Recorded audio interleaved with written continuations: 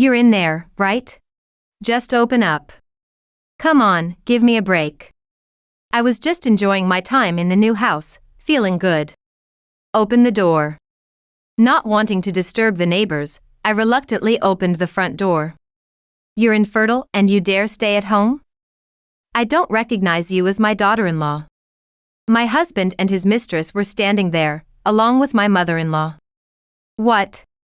For my new daughter-in-law and the grandchild that's coming, I'll take this house as a gift from you, so please leave. Yes, get out of here now. Goodbye, infertile lady. Oh, they really say whatever they want, not knowing they're mistaken. My name is Cindy. I'm a 43-year-old office worker. My husband, Nathan, is a year younger than me. We don't have children. I thought it would happen naturally, but it didn't. We discussed it many times and chose to live just the two of us. I have no regrets. Although our studio is old and cramped, it's comfortable. Saving for our own house and living modestly is not so bad. Recently, I was assigned to the planning department at work, which I had always wanted. My efforts in the tough sales department paid off. I'm being promoted steadily and have become a dependable person in the company. Saying work is my passion isn't an exaggeration. However, it seems different for my husband. What? You quit your job again? Yeah. Without consulting me. I was too shocked to speak. The boss was too much to handle because I refused the transfer. So you quit because of that? It ended up that way, but I'm the victim here. It was a wrongful dismissal. I sighed. Then you should sue for compensation. No, I don't want to make a big deal out of it. Is that so? I know the truth. He wasn't wrongfully dismissed. This is just a bad habit of his. He can't keep a job for long. It's not that he's unserious, but suddenly he gets fed up and quits. It has become normal for him to change jobs every 2 or 3 years, and it's tiresome how it disrupts our finances and lifestyle.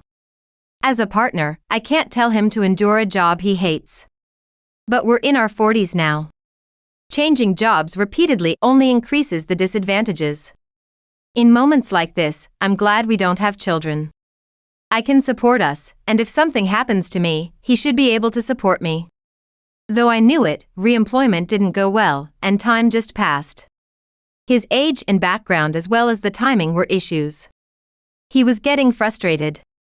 He just sat all day at home, not doing any housework chores. If he had time, he should at least clean up the mess he made. I have more right to be irritated than you. I thought about complaining. It's tough when there's no escape in a small house. Let's calm down. Quarreling would do us no good. I held back my urge to blame and watched over my husband. The job he finally got was as a contract worker at a factory. It wasn't what he hoped for, but it was better than being unemployed. Let's keep trying little by little. Together, we'll be okay. Then one day, I received a call from my mother-in-law. Hello? Cindy? Is that you? Yes, it's me. What's the matter? I heard you've been cold to Nathan. What? I was so surprised I made a strange sound. I had no idea what she was talking about. Isn't it terrible how you treat Nathan after he was wrongfully dismissed? Wait a minute, Mother. I have no idea what you're talking about. What do you mean? That's what I want to know. You've been harsh, haven't you? Telling him to get to work and clean up? Why would it turn out like this? Sure, I made sarcastic remarks like, I hope you find a job soon, and please pick up your things. But it was never in a commanding tone. This is also a bad habit of my husband. Whenever something happens, he immediately tattles to his mother and even exaggerates the story. I do think the mother-in-law is at fault, taking him seriously, but I wonder when he will ever become independent. It's too much. Nathan doesn't blame you, does he? Well, there's no reason for him to. What are you saying? You deserve to be blamed, Cindy. It's your fault we don't have grandchildren. What? There are things more important than work, aren't there? It might be too late when you regret it. Why is it my fault that we don't have children?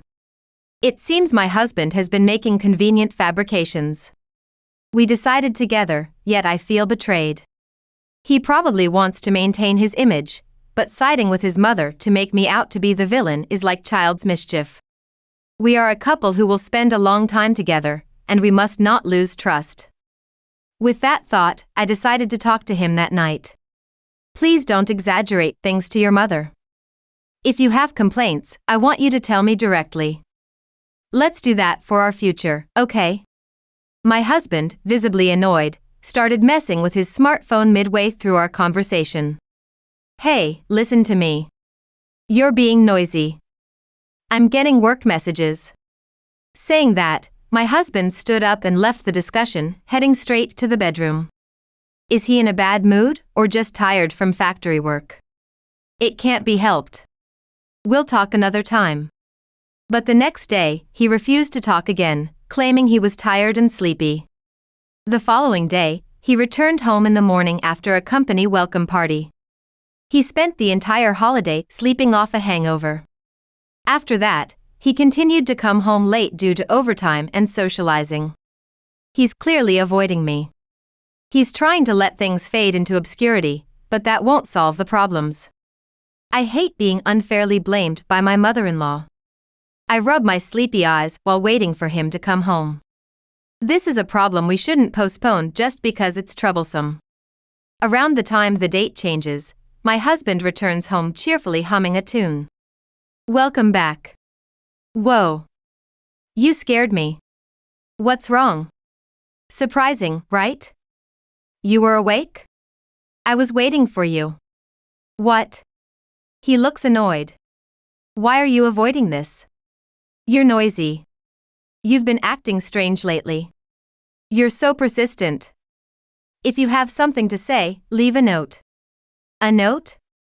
Was it agreed we'd settle things without discussion? Oh. To remember such old things, you really are persistent. I'm stunned. Has he forgotten our marriage vows? I said an ideal couple understands each other, and he agreed. I think so. I used to like your seriousness, but now it's inflexible and burdensome. That's so. If you don't want to lose me, change your attitude. There are other women available. What do you mean? Just what I said. Are you cheating? The recent actions of my husband come to mind. You're lying, right? What have I done? I told you, you're persistent. Do you want a divorce?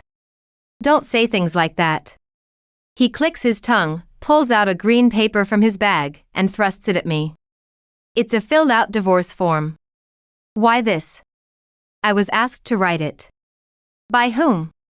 You know without me saying. No, I don't. There's a woman who wants me to submit it. I'm at a loss for words. Did my husband write the divorce papers at the request of his mistress? Don't get cocky knowing this. You're useless without me, so know your place.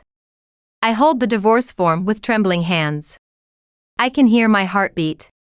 What time do you think it is? I'm going to sleep. You go somewhere and cool your head. My husband disappears into the bedroom. I stare at his name written on the divorce form. What was he feeling when he wrote this? Was he late coming home today because he was meeting his mistress? How ridiculous I was, supporting him in his new job. My head spins with confusion. I can't think of anything. Just as he said, I should cool my head. I silently leave the house with only my valuables and essentials. 1 month later. I haven't returned home since then. I've tried to contact my husband several times, but there's been no reply. This room is quiet and comfortable. It calms my mind. The sunlight shining through the windows brightens the still empty living room. The ventilation is good. The cool air touches my cheeks, prompting me to take a deep breath, absorbing the scent of the wood. Then, Cindy, you're there, aren't you? Just open up. An irritating voice makes me frown. This loud voice is definitely my mother-in-law's. I could really do without this. Just when I was enjoying my time, feeling good. Cindy. Not wanting to bother the neighbors, I reluctantly opened the front door, making an obviously annoyed face. I knew you were here. It's been a while, she said happily, trying to push her way inside, so I pushed her back. Please wait a minute. Why? What's wrong? I thought. Can't you see my face? I'm refusing you. Wow, this place is pretty nice. Behind the mother-in-law, for some reason, my husband was there. And who's this young girl standing next to him? Smells like a new house. It's nice. Yes, it's really nice. The three of them naturally tried to come into the house. They're incredibly bold. Wait. How did you find out about this place? Why? First, answer my question. Why do you always treat Nathan so terribly? What? Leaving everything behind and running away from home, you're the worst wife. Just because you don't like Patty. Patty.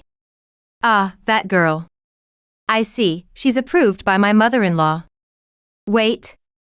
Did I run away from home? I thought I was told by my husband to go somewhere, and felt like I was kicked out. My husband, cozying up to the gal, provocatively looks at me. It's a spec home, but the room count is just right, and the interior taste is not bad. For that, I'll forgive you for buying a new house without permission. What? But, living together is impossible. After all, being infertile makes you look bad in society. What are you even talking about? Be thankful for the time I've spent with you. What? Confused, I tilt my head. Nathan, I'm tired. I want to sit down. Sure, Patty, sorry. Cindy, let Patty sit inside. No. What? Patty is pregnant with Nathan's child. What? Pregnant? This is news to me. Yet, surprisingly, I don't feel much shaken. Why is that? After so many shocking events, I can't believe this is reality, or perhaps I don't feel anything anymore. You should respect a pregnant woman, right? I guess you wouldn't understand, being infertile. Oh, is that so? Don't you get it? I don't recognize you as a daughter-in-law anymore. I'll take this house as a gift from you, so please leave. Yeah, get out of here quickly. Yeah, goodbye, infertile lady. How can they say such things without realizing their own misunderstandings? I won't give you this house as a gift. Even if you tell me to leave, this house is in my name. What? Besides, we are already divorced, aren't we? What? Surprised husband and mother-in-law. Is it really so surprising? Weren't you the ones who handed me the completed divorce papers? What do you mean, Cindy? Weren't you planning to start a new life with us? I never had such intentions. The mother-in-law flusters and the husband rages. What are you saying? This house was bought with my money. What? Unbelievable. They haven't read any of the emails I sent. You really don't know anything. That night my husband handed me the divorce papers. All the endurance I had as a wife blew away, and I was filled with a sense of release. My heart was full of joy, and I couldn't think of anything else. What, is my free life starting now? When I realized this in excitement, I felt dizzy. Excitedly, I signed the wife section of the divorce form and submitted it first thing the next morning. I neatly divided the savings and transferred half to my husband's account. Given how much I've earned over the years, I think most of the savings are mine, but I wanted to avoid any disputes. I sent an email saying, "Let's discuss this through lawyers from now on." I spent half of the savings I split with him and the bonus I received later as a down payment to buy a new house.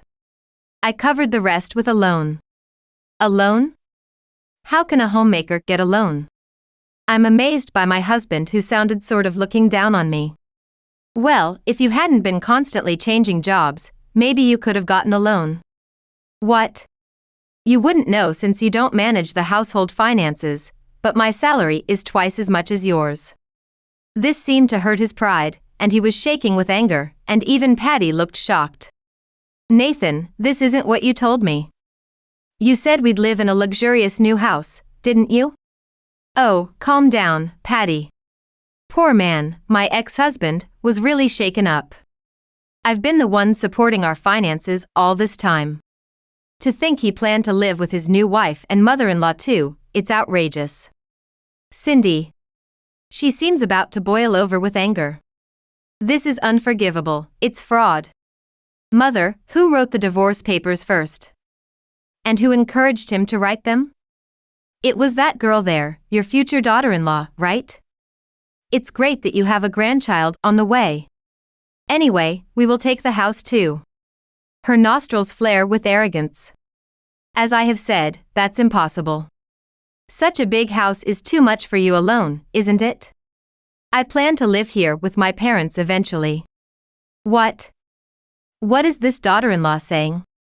No, I am no longer your daughter-in-law, we have nothing to do with each other. And who knows, maybe there will be another wonderful encounter. I wouldn't say it out loud, of course.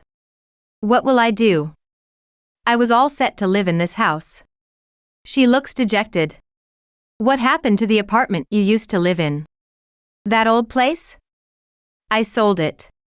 You sold it. I saw you moving appliances into this new house by chance and contacted Nathan right away, and he invited me to live together. So that was it.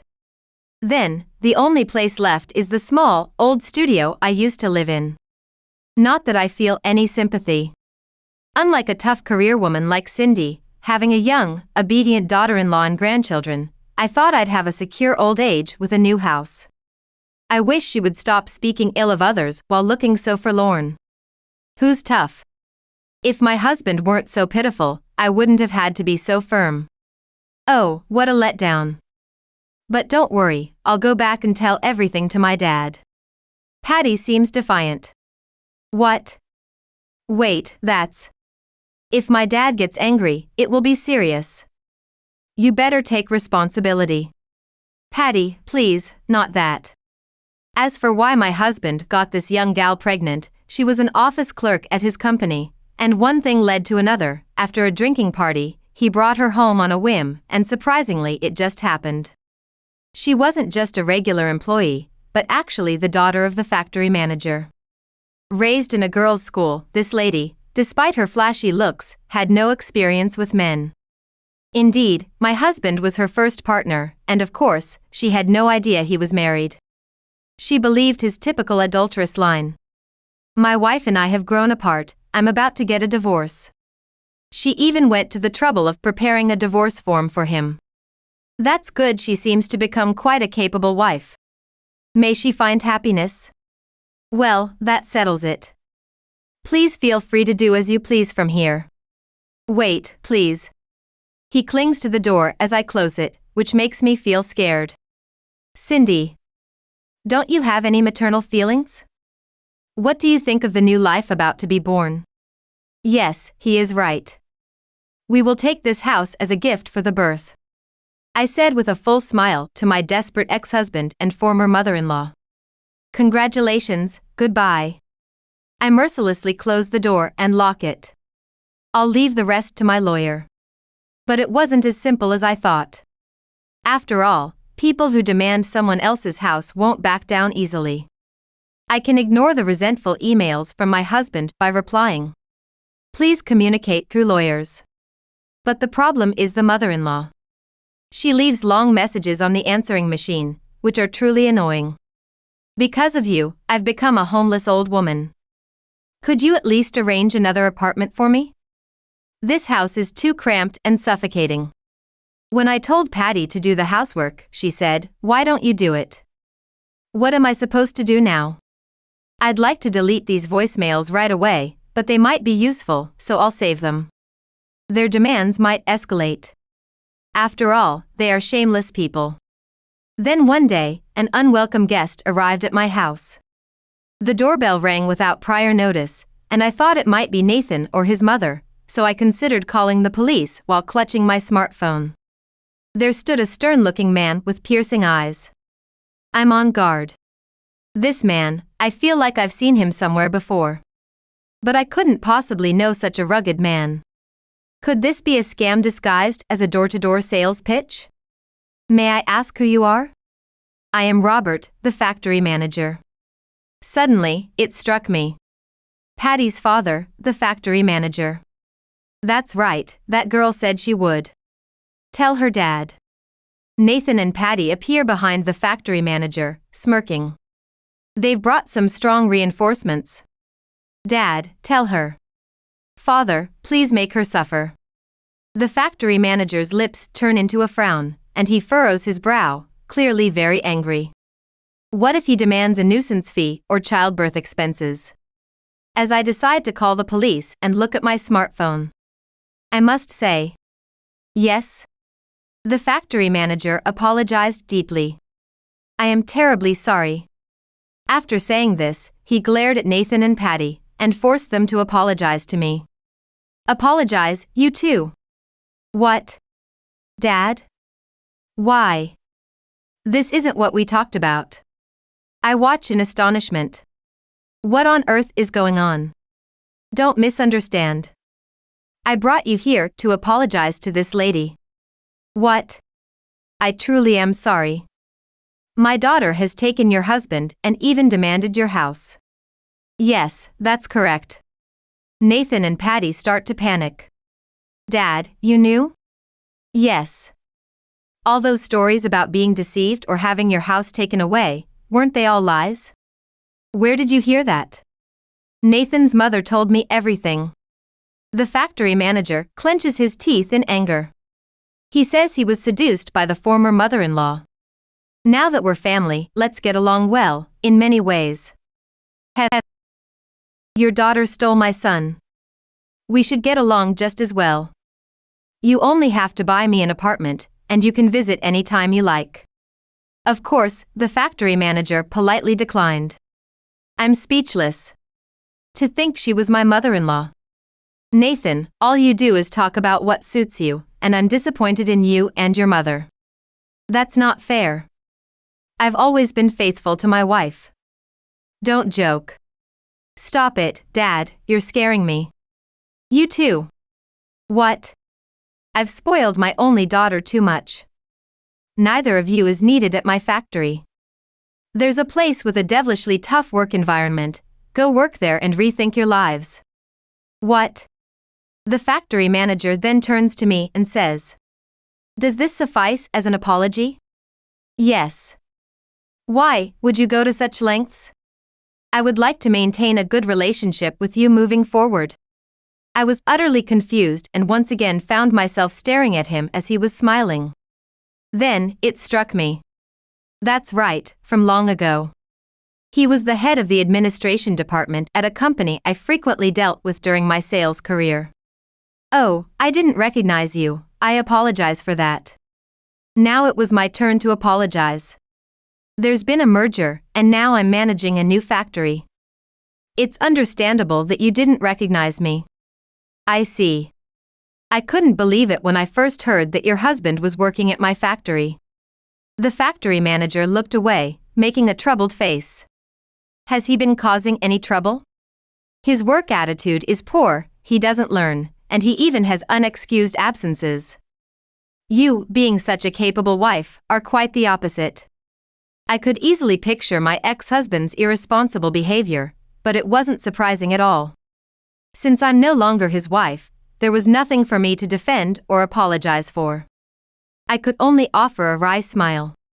I intend to retrain him from scratch.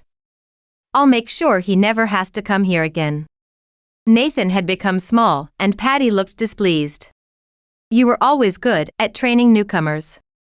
Yes, I am quite strict. I'm cheering you from afar. Even with Robert's efforts, reforming Nathan seemed doubtful. Ultimately, it's up to him to change his ways, especially for the sake of the innocent baby about to be born. There's one thing I regret not clarifying, the misconception that infertility was my fault. We had once visited a hospital together to investigate the cause of our infertility. It turned out I had no issues, but my husband was diagnosed with asthenozoospermia. While natural conception wasn't impossible, it was unlikely. Whether Patty's pregnancy was a miracle, or whether they were just extraordinarily compatible, or if the child was someone else's, I no longer care. It was during a work-related call that the factory manager updated me. Apparently, Natham, his mother, and Patty ended up living in that old, cramped studio for a while. They promised to try hard on their own for the baby's sake and to save money and work diligently. But soon, Patty couldn't stand that life anymore. No wonder. My husband probably didn't realize, but living on his income alone would be barely manageable, or could be even impossible. If 3 adults lived freely without saving, the savings I gave him at the time of our divorce would quickly run out. Patty moved back to her parents' home after giving birth and never returned. In the meantime, Nathan quit his job because he hated it. My ex-mother-in-law, in a panic, even caused a police disturbance by showing up at the factory manager's house, demanding that he return her daughter-in-law and grandchild and take care of her. How pathetic. Everyone is too selfish. But since I am no longer involved, I declined further updates. Good luck, factory manager. My new home is very comfortable. I worried about being alone and what I would do if I got sick, but I never thought it was good to have a husband at home. Living now feels just like when I was living alone before. I believed that spouses should support each other, but my husband only leaned on me. The absence of someone who was never necessary to my life hasn't caused any problems. 7 years later. My parents, whom I called from the countryside, now live comfortably in my well-acclimated home. And a former colleague from the sales department lives with us, too. He was the man who always competed with me for the top sales spot. Since I moved to the planning department, he said he missed our rivalry. I felt the same. After learning of my divorce, he promptly asked me out, and now he has become a husband I can fully trust. Having worked together for many years, he's someone with whom I can speak my mind without holding back. He truly is the ideal man. Here's to a long and happy life together. Acting all high and mighty just because you're paying off a mortgage. If I really tried, I could easily pay it off by myself. I don't consider remote work to be a real job. No matter how much money you make, you're basically unemployed, so don't talk back. Before marriage, my husband was kind. But at some point, he became a lazy, worthless man. He didn't work or do any housework, but he leached. Today was no different. He showed no signs of initiative, instead he just chilled. Okay. I'm sorry for stopping you. Take care. David grumbled and went out to hang out again today. Watching him leave, I let out a suppressed laugh and brought my phone to my ear. Hello? Yes, you can go ahead and do it. I am Alyssa. My father, while he was alive, left all household responsibilities to my mother and never did anything himself. One might say he was devoted to his work. But this caused my mother to cry many times, which I knew all too well. Even as a child, I always thought I wanted to marry someone who would help more around the house. As an adult, I supported myself with remote work, but as I worked from home a lot, my opportunities to meet people were severely limited. Thus, a concerned friend introduced me to a man. His name was David. He seemed to be a colleague of my friend's husband. We started going out for meals, and we easily became close and I had a favorable impression of him. He said he liked me, but there was something that worried me a bit. He had a tendency to spend frivolously. Even when we went on dates, he always prepared expensive gifts. At first, I was happy, but as it continued, I started to feel guilty. Don't worry. I work for a major company. Confidently, we began to talk about marriage. I couldn't marry someone like my father. I wanted to live a life where household chores were shared, regardless of income. And he nodded in agreement with a smile. After we got married, David kept his promise to share the household duties. As adults, we had some savings, so we managed to buy a unit at a luxurious condo and took out a mortgage for a much more comfortable life. As our environment changed, my remote work flourished, and David and I led a happy married life.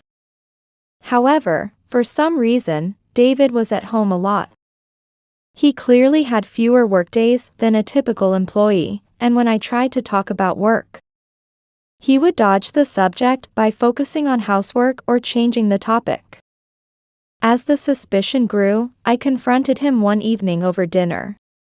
"David, are you really working?" I am, but..." David looked away, then sighed deeply as if he gave up. "I was actually a contract worker." I embellished the story a bit because I wanted you to think better of me. "I'm sorry." Moreover, that contract had been terminated just after we got married. And he had been pretending to go to work while actually killing time outside. Thinking back, my friend said he was a colleague, but not that he was a full-time employee. It didn't seem like David had any intent to deceive, and honestly, it didn't bother me that much. I didn't like that you kept this a secret, but I didn't choose you for your job. I married you because you promised not to neglect household responsibilities and were cooperative. We can find another job. We're making enough with my work to cover our living expenses." Touched by my words, David teared up slightly and nodded his thanks. Then, he said he would take the lead in household chores until he found another job. I appreciated his offer. I could focus on my work, and I trusted David with the chores. I even started to think it wouldn't be so bad if he stayed a house husband. However, his dedication only lasted a few months. Gradually, David's housework became sloppy. He would let the dishes pile up, and the laundry became wrinkled. The frequency of house cleaning dropped, and dust began to gather on the shelves. Were the tears he showed me that day fake? Finally, David stopped doing the chores, and the sink was nearly overflowing with dirty dishes. When I pointed this out, he openly became sullen. "I know. Stop ordering me around, it kills my motivation. If you leave it to me, I should be able to do it on my own time. It's always so bothersome." Saying that, he clicked his tongue and silently started doing the chores, which didn't make me feel any better. As I gradually began to help with the chores, he completely relied on me and eventually did just a little more than take out the trash, but nothing else. Moreover, as his time spent on chores decreased, his time spent hanging out outside increased. We have an allowance system at home, but by the beginning of the month, he's already spent all his money and comes begging to me for more. He wouldn't tell me what he spent it on, but it seems he was pouring money into gambling. When he loses at gambling, he comes home moody and drinks the beer from the fridge. When he wins, he drinks outside and comes home in a taxi. He's become a typical leech, a no-good husband. You know, you're not doing the chores anymore and you're always out hanging out. Are you really looking for a job? You don't get it, Alyssa. Men need to have fun. Socializing brings in work and is nourishment for creativity. You wouldn't understand since you're always holed up at home on your computer. I'm actually worried about you. Why don't you get some outdoor light once in a while? He ignored my advice and just turned to me with a drunken face. Unable to hold back, I scolded David. You're the one who doesn't understand. You don't need a nourishment for creativity when you're not even working. What you need is a job, any job that you can put effort into. It was great when you used to support me with chores and other things at first. But now you're just a burden. The mortgage here isn't cheap, you know? As I said this, David's face turned red with anger as he gulped down his beer. What job? I am trying hard too. What's wrong with having a bit of fun to take a break? Here at home, there's also a woman who pretends to be working just by fiddling with her computer, giving me no peace. And what about the mortgage? Is it such a big deal? Anyone can get a mortgage on a condominium. If I were serious, I could pay it off in one lump sum. David roughly threw the empty beer can into the sink and disappeared into the bedroom, cutting off our conversation. I'm tired because of you. I thought I'd start trying hard from tomorrow, but maybe next time. When is that next time? In a few days? Or in a few years? David became more prone to snapping at me. No matter how much I tried talking with him, he only argued back. So gradually, I stopped saying anything at all. Living alone would be somewhat easier.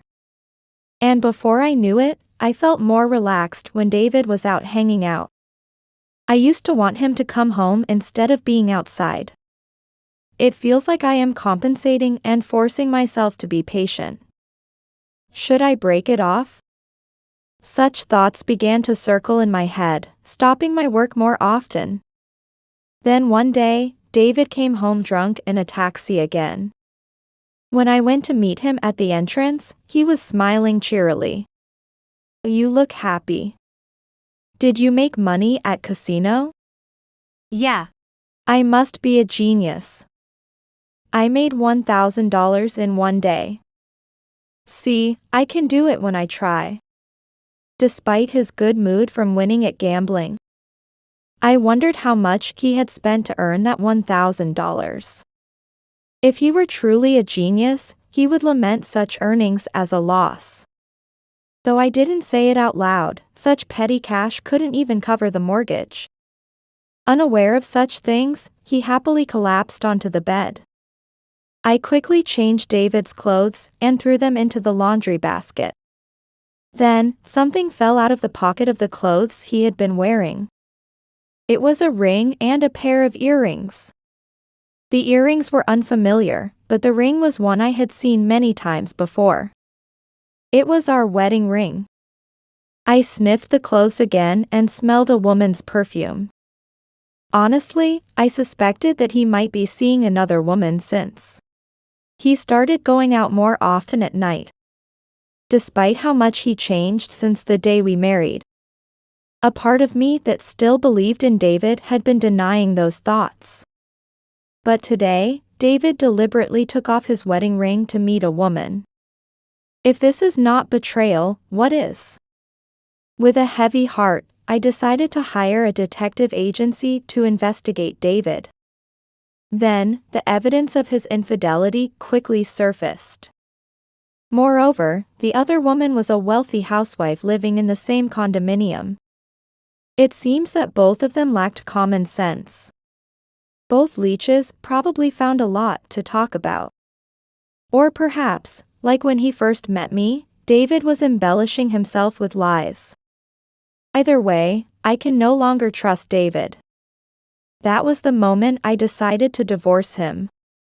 While I was quietly preparing for the divorce, David suddenly spoke to me. I'm going out with friends for an overnight trip tomorrow. I'll buy you a souvenir, so give me some money. Oh. He's going with his mistress. I understood instantly. Normally, this would start a fight. But I smiled and took out several hundreds of dollars from my wallet and handed it to David. If you're going with friends, I'll give you a bit extra so you can enjoy yourself without worries. I'm looking forward to hearing all about it. David seemed surprised by my demeanor, but frowned unhappily as he took the money. You know, I've always thought this, but you're condescending. The way you spoke just now sounded like you're pitying me because I don't have money. That wasn't my intention. Surely, this is what David has always thought of himself. You're a woman who can't support a man. I understand this well because I've been networking outside. You shouldn't get too proud just because you earn a little money. Got it? Saying that, he started counting the money I gave him. Then, stating it was a bit short, he took an additional $300 and finally went back to his room. Right to the end, he was a despicable man. Unaware of my inner thoughts, he left the next day, cheerfully. Take care. I smiled and watched him leave, then closed the front door. Once I saw the taxi leaving the condo, I immediately made a call to a local buyer. As soon as David was gone, I started selling everything in the house. The refrigerator, stove, bed and table, all except for my personal belongings, packed in a suitcase. In a matter of hours, the condo we had lived in for nearly a year was empty. David would be shocked when he returned. I couldn't stop the laughter. I thought I might feel sad seeing the empty room, but I felt none of that. Instead, I was filled with exhilaration at being freed from past pains. I moved to a hotel and planned to stay there for a few days. I wondered what David, with no money, would do. The next day, David, presumably back from his trip, called in a panic. Alyssa, it's terrible. The house is empty. Where are you now? I'm fine, so don't worry. Also, I'm putting the condo up for sale, so you better find somewhere else to live quickly. What are you talking about? As David yelled, I continued the conversation. Also, I'm divorcing you. I'll have a lawyer contact you about it. You should get a call by tomorrow. Make sure you find a job so you can at least pay for your phone. Are you kidding me? You think you can just do this and be forgiven? Well, it's surely less serious than you cheating on me, right? I sent him a few photos of his infidelity I had received from the detective agency.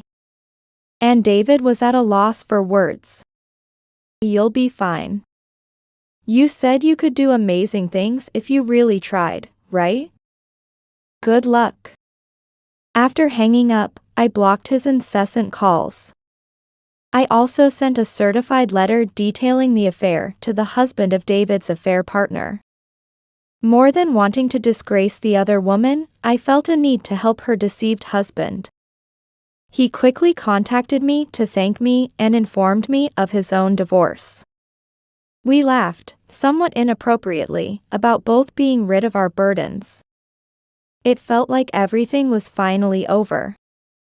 David struggled significantly to find a new place after losing the apartment. He thought he could easily afford it, but nowhere was cheap. And almost no place was affordable for an unemployed David. Abandoned by his affair partner and utterly helpless. He eventually found a small apartment with no shower and bath. In such dismal conditions, he started juggling multiple jobs to pay compensation to me and the husband of his affair partner. Occasionally, I pass by the convenience store where he works. The vitality he had while we were married is now gone. He is visibly worn out by daily labor. I simply walk past without speaking. There is no longer any reason for me to interact with him. For now, I think I'm good without marriage. My remote work earns at least $5,000 monthly, so I have no financial worries. Thanks to my life with David. I've also become adept at managing both work and household chores alone. When I find some leisure time, I might travel. Using this time for myself doesn't seem like a bad idea at all. As I flip through a travel magazine, I hum to myself, contemplating where to go next.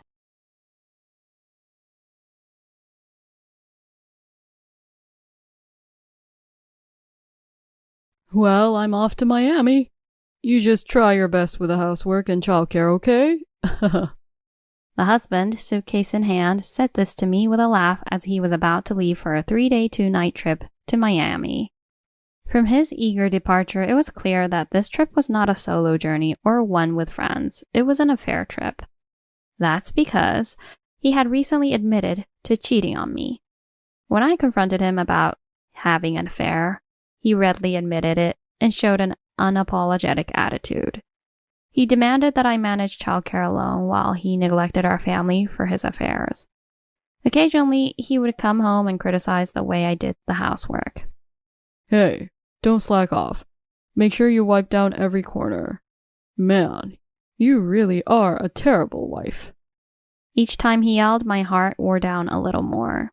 I wasn't just overwhelmed with childcare and housework, I was also working. I didn't have the time or energy to meet his standards for housekeeping. Exhausted by this daily life, I grew thinner each day. Despite my hesitations about divorce, a certain incident helped me make up my mind, and I finally decided to divorce him in my heart. Let's say goodbye to these days. With that thought, I started preparing for the divorce. During this time, my husband went on his affair trip. Seeing it as an opportunity, I wondered if there was anything that could help me in the divorce and stepped into his room. Immediately upon opening the door, I saw his discarded suit and a piece of paper that had fallen out. Drawn to it, I found it was a filled-out divorce form. Filled with joy and excitement, my heart raced. You mean to file this? All right. I fist-pumped, quickly filled out my part, and ran to the government office. While running, I muttered to myself, and just watch, I'm no longer just a woman who does whatever that man says. My name is Nicole. I am 47 years old and the head of sales at a trading company. I have a husband, Patrick, who is 2 years younger than me, but until I met him, my life was devoid of romance. I never really dated men during my school years. I was focused on my studies. I graduated from a prestigious university in Boston and joined my current company as a fresh graduate. I worked hard, and being recognized as the fastest rising star among my peers was incredibly satisfying. And so I threw myself even more into my work. In the midst of this work-centered life, there was no chance for a romance. However, I had always had a strong desire to marry, perhaps even stronger than most people. Raised by kind parents, I wanted to marry a gentle man like my father and become a reliable and kind mother like my mother. I imagined having at least one child, ideally two. But lacking confidence in my looks and being shy around the opposite gender, I was not proactive in seeking relationships. The fact that I attended girls' schools for both high school and university was a major reason for my lack of romantic experience. I was content with my fulfilling days and had no real complaints about my life. Yet I vaguely hoped to marry someday. Then, a turning point came. Just after I turned 33, something unexpected was said to me by a manager at a client company. Nicole, this may be rather forward, but do you currently have a boyfriend? Surprised by such a question, I tried to remain calm as I answered. No, I don't. Embarrassingly, I've never really been involved in romance. The client manager smiled happily. That's good to hear. Actually, I have someone I'd like you to meet. Would you mind meeting him just once? Oh, really? Are you sure I'm suitable? And who is this person? While flustered, I asked back. I'd like you to meet my brother. He wants to settle down but hasn't found the right person yet. I think your gentle demeanor and his are quite similar, and you two might get along well. What do you think? Just a casual meal to start. Ah, I see. I hesitated for a moment, but then thought that such a chance might never come again, so I agreed to the meeting. Later, I went for a meal with the client manager's brother, Patrick. Hello, my name is Patrick. Thank you for taking the time to meet with me today. My name is Nicole. Thank you as well, and I look forward to spending time with you today. Patrick was 2 years my junior, but he was very poised and had a dignified appearance. He worked as a salesperson at a food manufacturer. We hit it off, talking about our jobs and hobbies, and time flew by. I took a liking to Patrick, and he seemed to like me as well. We continued to meet and naturally progressed to dating. We went on dates to aquariums, zoos, planetariums, firework festivals, and traveled to countless places. After 2 years of dating when I was 35, Patrick and I got married. Patrick's brother, the client manager, celebrated our marriage grandly. Patrick became my husband. and the client manager became my brother-in-law. Patrick and I had 2 daughters, now aged 12 and 10. They are wonderful children, and I cherish every day with them, considering meeting them the greatest joy of my life. Just one thing weighs heavily on me. It's about Patrick. While we were dating, Patrick was so kind, and his behavior began to change around the time our second daughter was conceived. It started with him belittling my appearance. Hey, don't get all fat. You're a woman. You should keep your figure. I'm pregnant, so it's natural for my body to change a bit. Why would you say that? Even when I expressed my displeasure, it seemed to have no effect on Patrick, and he only ridiculed me more. You were passable when you were thin, despite your ugly face. But now there's nothing good left if you get fat.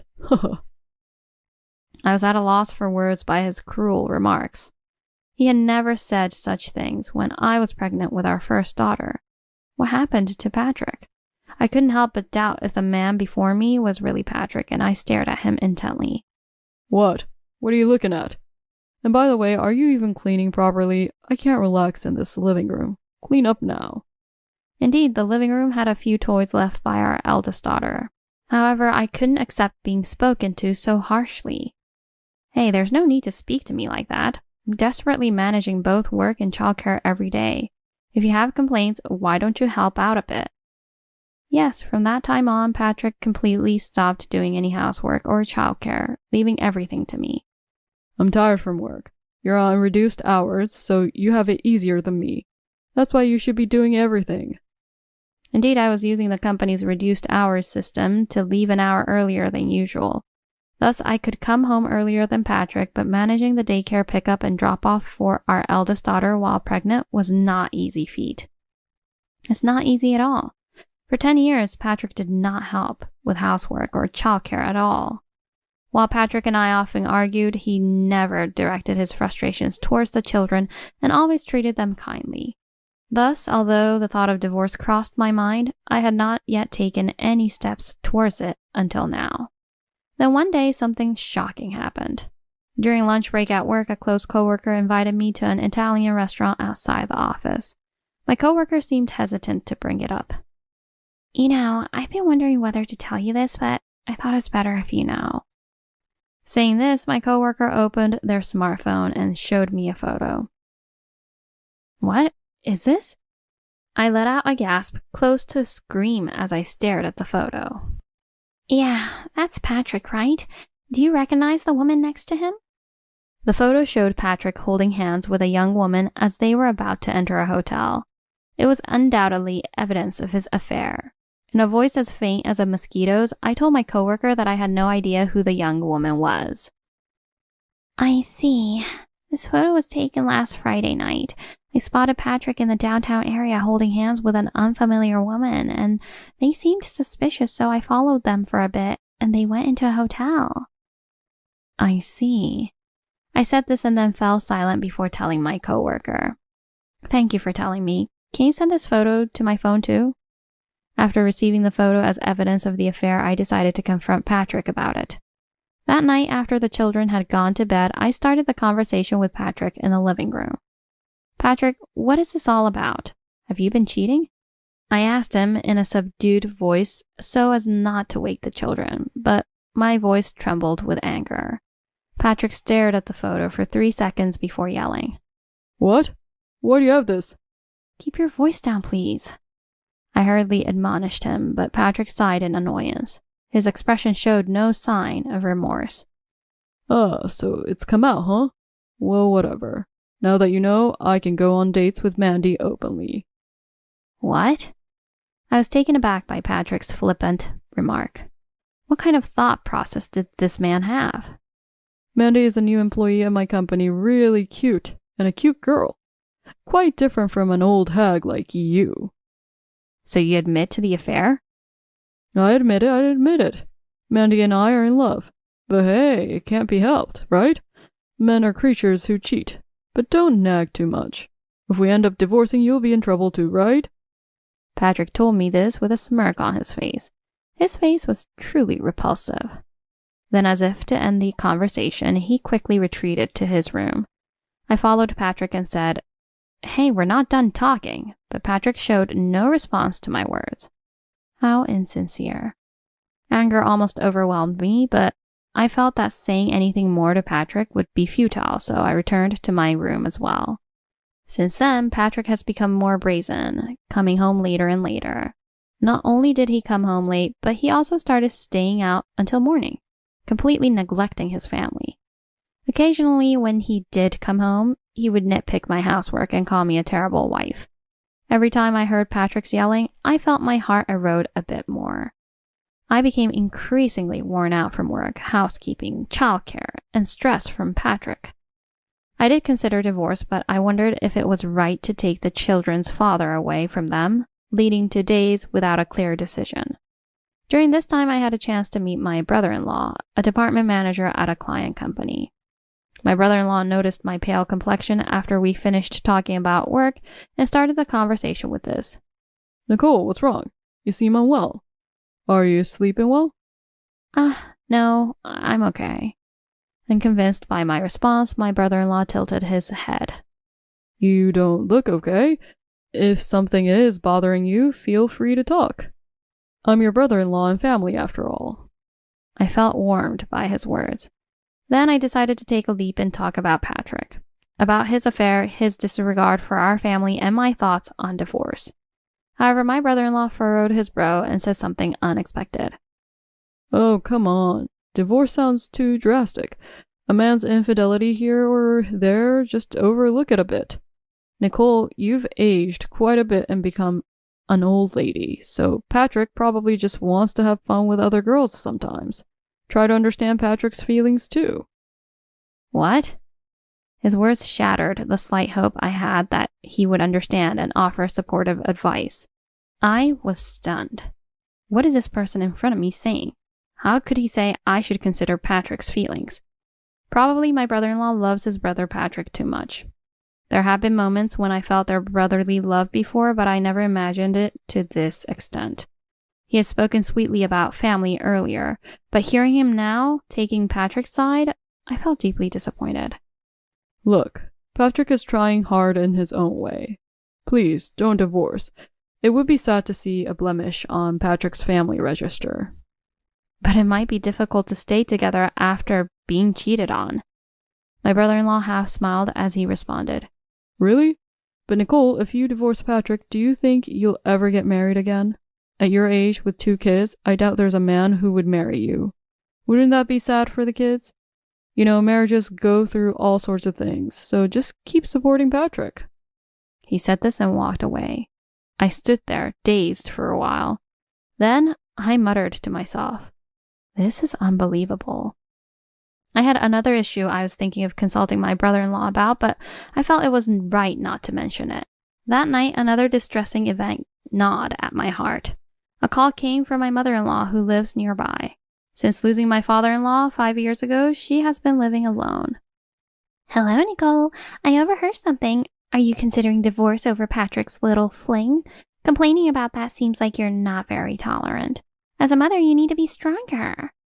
It seems my brother-in-law had talked to my mother-in-law. I sighed. Both my mother-in-law and brother-in-law were entirely on Patrick's side. I felt lonely and my heart felt cold. "You heard from Patrick's brother, I see." "I will think about what to do next, but please leave me alone for a while." I said just that and hung up the phone. The words from my mother-in-law, "As a mother, you need to be stronger," kept spinning in my head. For the sake of the children, perhaps I should wait until they are grown up before considering divorce. But the thought of continuing life like this for years made me feel engulfed in darkness. Then, at that moment, my children came to me and hugged me tightly, and my eldest daughter said something surprising. "Mom, why don't you divorce Dad?" "What? Why?" I tried to remain calm and asked back. "Because Dad hardly ever comes home, and when he does, he just yells at you. I really don't like him anymore." Then my younger daughter also said, "Right, I don't like Dad at all either. All we need is you, Mom." I had thought they were still too young, but it seems both had been observing Patrick and me closely. I had hesitated to consider divorce for the sake of the children, but hearing them say this, I finally resolved to go through with it. A father isn't good just by being there. There are fathers like Patrick who might be better off not being around. I finally understood that. I told them, "Thank you," with all my heart. I resolved to protect my children alone no matter what.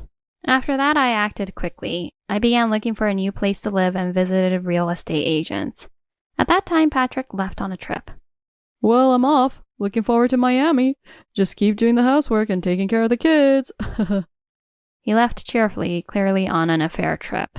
Thinking of divorce, I wondered if there was anything advantageous for me and entered Patrick's room. As soon as I opened the door, I saw Patrick's discarded suit. Then something fell out of the suit. Drawn to it, I found that it was a completed divorce form. My heart raced with joy. Is this asking to be filed? All right. I fist pumped, filled in my section immediately, and ran to the government office. Even as I ran to the office, my heart was clear and full of hope. I successfully filed the divorce papers and moved to a new house with the children. 3 days later, while I was at work as usual, an internal call came from the reception. There is a gentleman here claiming to be your husband, Nicole. Understood. I'll be right there. When I went to the lobby, there was Patrick with a pale face. Nicole, did you really file that divorce paper without permission? I wasn't seriously planning to divorce. Hey, listen. He said this half crying so loudly that people around us started looking our way. Unable to bear it anymore, I led Patrick to an unused conference room. Don't come to my workplace. It's a nuisance. But you guys moved out and I didn't know where to find you. I'm asking if you've filed that divorce form. What happened? Patrick leaned forward desperately as he asked. Yes, I filed it, naturally. Your part was already perfectly filled out. It's as if you were asking me to file it. Upon hearing my answer, Patrick's face fell into despair. What? How could you just file it without considering my opinion? What are you talking about after you filled in the divorce form? Whether you meant it or not, the divorce is already finalized. I have no intention of retracting it, and we'll discuss division of assets and child support from here. Despite not listening, Patrick started to make excuses. That divorce form was just something I prepared to please Mandy. I hid it in a suit I don't usually wear because I thought you might see it if it was in my bag. But I accidentally hid it in the suit I use regularly. It seems the divorce form was just a prop to please his mistress. Why did you have to find it? You really are an inflexible woman. That's why men don't approach you. Infidelity is a man's badge of honor. Patrick irrationally lashed out at me. Stop saying nonsensical things. Why is it my fault? Also, there are plenty of men who do not cheat. Patrick, you don't seem to understand just how low you've stooped. I'm truly appalled. Shut up, shut up. We're just taking a little break.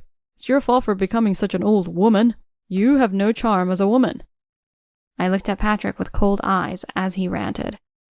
You should just listen to everything I say. Fed up with Patrick's ridiculous statements, I decided to reveal a crucial fact. Did you know that your mistress Mandy is the daughter of your brother's boss? What? My brother's boss's daughter? Patrick's face turned pale once again. I had hired a detective agency to investigate his mistress right after seeing the infidelity photos shown by my coworker. It turned out that she was the daughter of my brother-in-law's boss. What? What will happen if my brother finds out about this? Demotion? While panicked, Patrick desperately tried to organize his thoughts. Well, it's not your brother who is at fault, but you, so it's unlikely he'll face any severe punishment, but it might affect his career prospects since his boss is quite fond of his daughter. No, this is bad. Please don't tell my brother that I am having an affair with Mandy. Not just him, but no one else either. My brother is usually lenient with me, but he's really scary when he gets angry. Patrick pleaded, and I coldly replied. Whether I disclose your affair or not depends on your future actions. Now, please leave. Oh, and I will be seeking compensation for your infidelity through a lawyer later. With that, I sent Patrick away. Later, I was summoned by my mother-in-law to the family home. I hesitated whether to go, but decided to face my mother-in-law and brother-in-law as I had things I wanted to discuss with them. Upon arriving at the family home, the atmosphere was heavy, and my mother-in-law, brother-in-law, and Patrick were waiting for me. As soon as my mother-in-law saw me, she started to scold me. Nicole, how could you file for divorce on your own? That's terrible.